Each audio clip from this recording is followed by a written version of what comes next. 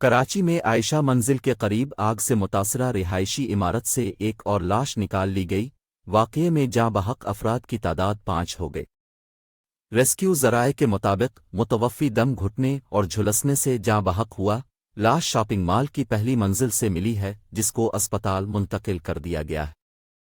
دوسری جانب Sindh building control authority (SBCA) نے متاثرہ عمارت کو سیل کر دیا ہے۔ عمارت میں داخلے سے روکنے کے لیے پولیس کی نفری بھی تعینات کر دی گئی ہے۔ کراچی کی بلند عمارتوں میں خطرات بڑھنے لگے۔ اس حوالے سے SBCA کا کہنا ہے کہ عرشی سینٹر کی عمارت کو سیل کر دیا گیا ہے۔ معائنے کے بعد فیصلہ ہوگا کہ عمارت استعمال کے قابل ہے نہیں۔ ترجمان SBCA نے بتایا کہ ڈپٹی کمشنر سینٹرل کی ہدایت پر شاپنگ سینٹر کی عمارت کو سیل کیا ہے۔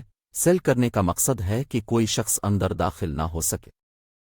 ترجمان کا کہنا ہے کہ کولنگ کے عمل کے بعد SBCA کی کمیٹی عمارت کا معائنہ کرے گی۔ کمیٹی عمارت کے معائنے کے بعد رپورٹ پیش کرے گی۔ متاثرہ عمارت میں 250 سے زائد دکانیں اور تقریباً 450 رہائشی فلیٹ ہیں۔ ریسکیو 1122 نے آگ کو تیسرے درجے کی قرار دیا ہے۔